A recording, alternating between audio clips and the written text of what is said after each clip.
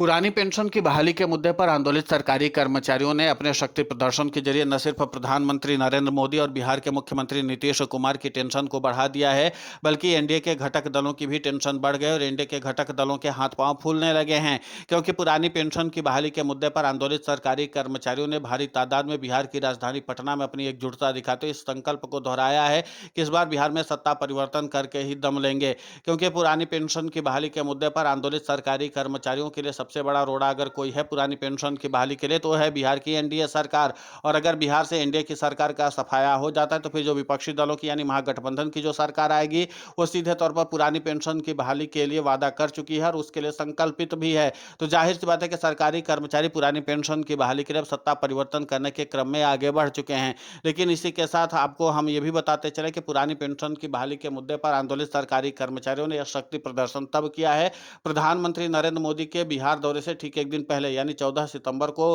पुरानी पेंशन की बहाली के मुद्दे पर आंदोलित सरकारी कर्मचारियों ने बिहार की राजधानी पटना में जबरदस्त तरीके से शक्ति प्रदर्शन किया। उसके ठीक एक दिन बाद प्रधानमंत्री नरेंद्र मोदी ने 15 सितंबर को बिहार का दौरा किया और इसके बाद प्रधानमंत्री नरेंद्र मोदी के सामने भी इस बात का सवाल खड़ा हो गया कि आखिर पुरानी पेंशन की बहाली के मुद्दे पर आंदोलित सरकारी कर्मचारियों के इस प्रभाव को अब कैसे रोका जाए, क्योंकि सरकारी कर्मचारी किसी भी हाल में सत्ता परिवर्तन करना चाहते हैं। हालांकि एनडीए के घटक दलों को अभी तक इस बात की समझाइश दी गई थी कि पुरानी पेंशन की बहाली के मुद्दे पर आंदोलित सरकारी कर्मचारियों को रोकने के लिए हमने सामाजिक सुरक्षा पेंशन पर दांव खेला है, लेकिन अब सामाजिक सुरक्षा पेंशन का भी दांव एनडीए का फेल होता हुआ नजर आ रहा है। आपको बता दें कि इस पर सबसे बड़ा दांव बिहार के मुख्यमंत्री नीतीश कुमार ने खेला था। वही सामाजिक सुरक्षा पेंशन के पैरोकार थे और उनको यह लग रहा था कि पुरानी पेंशन की बहाली के मुद्दे पर आंदोलित सरकारी कर्मचारियों के वोट बैंक को मैनेज करने के लिए हम सामाजिक सुरक्षा पेंशन के जरिए अपना पूरा समीकरण तैयार कर लेंगे। लेकिन अब बिहार में एक बार फिर से माहौल बदलता हुआ नजर आ रहा है, क्योंकि पुरानी पेंशन की बहाली के मुद्दे पर आंदोलित सरकारी कर्मचारियों का प्रभाव लगातार बढ़ता चला जा रहा है और लगातार शक्ति प्रदर्शन भी हो रहे हैं।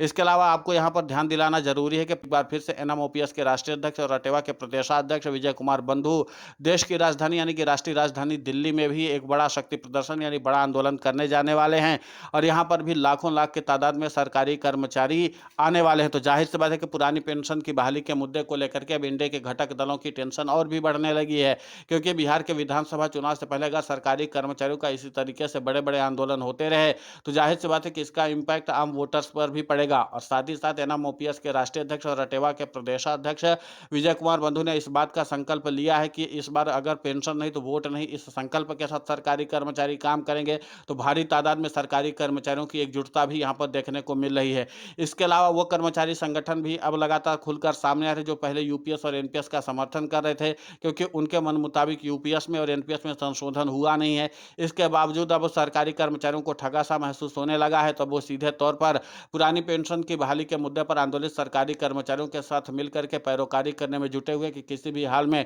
पुरानी पेंशन की बहाली हो जाए। इसके अलावा एनएमओपीएस के राष्ट्रीय अध्यक्ष और रटेवा के प्रदेशाध्यक्ष विजय कुमार बंधु ने कहा कि सत्ता परिवर्तन करना ही अगर एकमात्र विकल्प रह गया तो हम लोगों को सत्ता परिवर्तन करने में हर्ज ही क्या है। सरकारी कर्मचारियों की तादाद को लेकर के भी राजनेताओं की तरफ से उठाए गए सवालों का जवाब दिया कि हम लोग सरकारी कर्मचारी हैं और हम इस सिस्टम के सिम हैं, और अगर सिम ही निकल जाएगी तो जाहिर सी बात है कि सिस्टम कितना बड़ा भी क्यों ना हो वो काम नहीं कर पाएगा। उन्होंने एक मोबाइल का उदाहरण देते हुए बताया था। तो जाहिर सी बात है कि सरकारी कर्मचारी इस बात को समझ चुके हैं कि सत्ता परिवर्तन करना ही अगर विकल्प है, तो बिहार में पहले से ही सरकारी कर्मचारी एंटी इनकम्बेंसी का माहौल बना चुके थे और उनको मालूम था कि बिहार के मुख्यमंत्री नीतीश कुमार हो और इसी के साथ केंद्र की नरेंद्र मोदी सरकार, जब इनकी साठगांठ की सरकार चल रही है तो बिहार में पुरानी पेंशन की बहाली के लिए कोई भी सरकार तैयार होगी नहीं। इसीलिए पुरानी पेंशन की बहाली के मुद्दे पर आंदोलित सरकारी कर्मचारियों ने व्यापक तौर पर रणनीति बना करके सत्ता परिवर्तन करने के संकल्प के साथ पहले से ही एंटी इनकम्बेंसी का माहौल बनाना शुरू कर दिया था। अब पुरानी पेंशन की बहाली के मुद्दे पर आंदोलित सरकारी कर्मचारियों ने बिहार की राजधानी पटना में जिस तरीके से शक्ति प्रदर्शन किया है, उसके बाद एनडीए के घटक दलों की टेंशन बढ़ी हुई है और वो साथ ही साथ अब बैठक करने पर मजबूर हो गए हैं। माना जा रहा है कि बिहार के मुख्यमंत्री नीतीश कुमार के साथ और साथ ही साथ बीजेपी के राष्ट्रीय अध्यक्ष जेपी नड्डा के साथ अब एनडीए के घटक दलों के शीर्ष नेता बातचीत करेंगे कि उनको इस बात का डर सताने लगा कि अगर पुरानी पेंशन की बहाली के मुद्दे पर आंदोलित सरकारी कर्मचारियों का इम्पैक्ट इतना प्रभावशाली है और खासकर राजनीतिक विश्लेषकों के द्वारा भी इस बात को दोहराया जा रहा है कि ये सरकारी कर्मचारी बहुत ही अहम फैक्टर साबित होंगे बिहार में सत्ता परिवर्तन करने के लिए, क्योंकि बिहार में हमेशा से कर्मचारी फैक्टर निर्णायक वोटर रहा है और ये सत्ता परिवर्तन करने में अहम भूमिका निभाता रहा है। अब जाहिर सी बात है कि अभी तक सरकारी कर्मचारी कर्मचारी बिहार के मुख्यमंत्री नीतीश कुमार के साथ मिलकर के काम कर रहे थे, लेकिन अब सरकारी कर्मचारी अपना अलग रास्ता अख्तियार कर चुके हैं और उनको इस बात का संकल्प मिल गया है कि पुरानी पेंशन की बहाली के लिए नीतीश कुमार को गद्दी से उतारना जरूरी है। और जाहिर सी बात है कि जब नीतीश कुमार को गद्दी से उतारेंगे तो महागठबंधन का भी रास्ता नीतीश कुमार के लिए खुला हुआ है, क्योंकि पुरानी पेंशन की बहाली के मुद्दे पर आंदोलित सरकारी कर्मचारी